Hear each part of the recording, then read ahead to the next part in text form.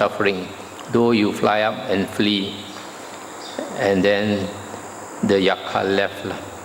Then after the Yakkha left, Sanu woke up and she saw the mother crying. So he said, they weep, mother, for the dead, or for one living who isn't seen. When you see, mother, that I'm alive, why, mother, do you weep for me? And Sanu's mother said, they weep, O son, for the dead, or for one living who isn't seen. But when one returns to the home life, after renouncing sensual pleasures, they weep for this one too, my son, for though alive, he is really dead. Drawn out, my dear, from hot embers, you wish to plunge into hot embers. Drawn out, my dear, from an inferno, you wish to plunge into an inferno. Run forward, good luck be with you. To whom could we voice our grief?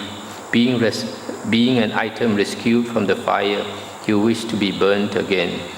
That's the end of the sutta. So the mother says that she weeps because Sanu has already renounced sensual pleasures, but now he wants to go back to the home life. So although alive, he's really dead. In the Dhamma, if a person does not cultivate the holy path, the spiritual path, then he's like a dead person, as good as a dead person if he does not progress.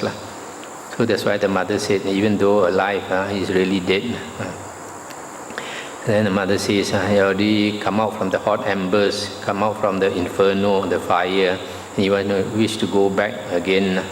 So the mother is advising him not to disrobe. So according to commentaries, after that he did not disrobe. So it's interesting here, sometimes not only monks, any person sometimes can be possessed for various reasons. 10.6. On one occasion, the Venerable Anuruddha was dwelling at Savatthi in Jeta's Grove, Anatha Pindika's park. Now on that occasion, the Venerable Anuruddha, having risen at the first flush of dawn, was reciting stanzas of Dhamma. Then the female Yakkha, Piyankara's mother, hushed her little child thus, do not make a sound, Piyankara. A monk recites Dhamma stanzas. Having understood a Dhamma stanza, we might practice for our welfare. Let us refrain from harming living beings. Let us not speak a deliberate lie. We should train ourselves in virtue. Perhaps we will be freed from the goblin realm. That's the end of the sutta. So you see this Yakkha, because she was in a very low Deva realm. Sometimes they are known as earthbound Devas. So they live around us. So sometimes like what we call Dato Kong, the earth spirit, mountain spirit. So when the Dhamma is recited or the Dhamma is taught, some of them are interested to hear. So like in this case, this Piyankara's mother, she asked her child to keep quiet, to listen to the Dhamma, so she knows about precepts and all that, not harming living beings, not to tell lies, etc. So that's why wherever monks or lay people practice the Dhamma well, then these devas are happy. They'll come and protect. The next sutta, 10.7. On one occasion, the Blessed One was dwelling at Savatthi in Jeta's Grove, Anatha Pindika's park. Now on that occasion, the Blessed One was instructing, exhorting, inspiring, and gladdening the monks with the Dhamma talk concerning Nibbana. And those monks were listening to the Dhamma with eager ears, attending to it as a matter of vital concern, applying their whole mind to it. Then the female Yakkha, Punabasu's mother, hushed her little children thus, be quiet, Uttarika, be quiet, Punabasu. I wish to listen to the Dhamma of the teacher, the Supreme Buddha.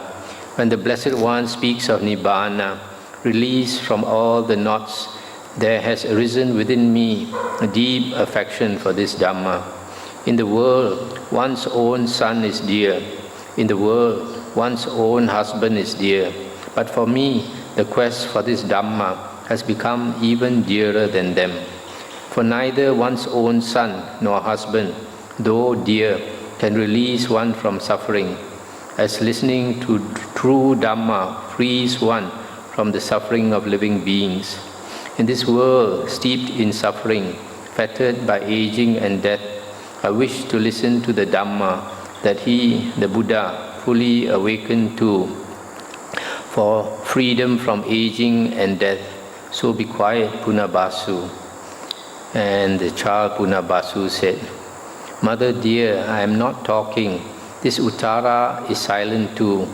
Pay attention only to the Dhamma, for listening to true Dhamma is pleasant. Because we have not known true Dhamma, we have been living miserably, Mother. He is the maker of light for bewildered devas and humans, enlightened, bearing his final body. The one with vision teaches the Dhamma. So here, see, the son is also quite smart. And he says, we have been living miserably because for the lower devas, to find food also is not easy. So sometimes they have problem getting food, and sometimes they have to kill to get food. But in this case, like this Devi, she has been following the Dhamma, so she will keep the precepts. So the mother, Punabasu's mother, replied, it is good that my son has become so wise, he whom I bore and nursed at my breast. My son loves the pure Dhamma of the Supremely Enlightened One. Punabasu, be happy. Today I have emerged at last. Hear me too, O Uttara. The noble truths are seen. It's the end of the sutta. So here she's telling the children, be happy. Today she has emerged. Probably what she means, she says the Four Noble Truths are seen. That means she has entered the stream. She believes that she has understood the Dhamma and become a stream enterer. So we see in the Suttas, it is said, Suttas and the Vinaya, quite often the Devas, they come to listen to the Dhamma. And Devas and Devis, they listen to the Dhamma and they understand it and they have attained a stream entry. 10.8. On one occasion, the Blessed One was dwelling at Rajagaha in the cool grove. Now on that occasion, the householder Anathapindika had arrived in Rajagaha on some business. He heard, a Buddha, it is said, has arisen in the world. He wanted to go and see the Blessed One immediately, but it occurred to him, it is not the right time to go and see the Blessed One today. I will go and see the Blessed One early tomorrow morning. Let's stop here for a moment. Here, this Anathapindika, he had not met the Buddha yet. So he was doing business and he came to Rajagaha and heard that there is a Buddha, enlightened one around. So he wanted to see the Buddha, but he thought it's too late in the evening or in the afternoon. Not a good time to disturb the Buddha, so he decided he'll go the next morning. He lay down with his mindfulness directed to the Buddha, and during the night he got up 3 times thinking it was morning. Then the householder Anathapindika approached the gate of the charnel ground. Non-human beings opened the gate. Then the householder Anathapindika was leaving Then as the householder Anathapindika was leaving the city, the light disappeared and darkness appeared. Fear, trepidation and terror arose in him, and he wanted to turn back. But the Yakkha, Sivaka, invisible, made the proclamation, 100,000 elephants, 100,000 horses, 100,000 mule-drawn chariots, 100,000 maidens, adorned with jewelry and earrings, are not worth a 16th part of a single step forward. Go forward, householder, go forward, householder. Going forward is better for you, not turning back again. I stop here for a moment. So here, this Anathapindika, his actual name was Sudatta, but after he became a Buddha, he was called Anathapindika. That was his nickname. He was one who gave alms to the orphans. So he was so eager to see the Buddha that in the night he got up 3 times, thinking that it was morning. So when he decided to go, it was still a bit dark. So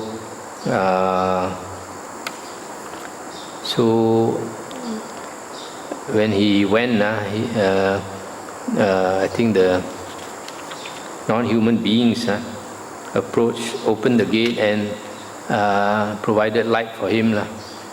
And then later the light disappeared, and then he got fearful, and then the Yakkha Sivaka proclaimed to him, all these 100,000 elephants, horses, maidens, etc., jewelry, etc., is not worth a 16th part of a single step forward. So I encourage him to go forward and see the Buddha. Then the darkness disappeared and light appeared to the householder Anathapindika, and the fear, trepidation and terror that had arisen in him subsided.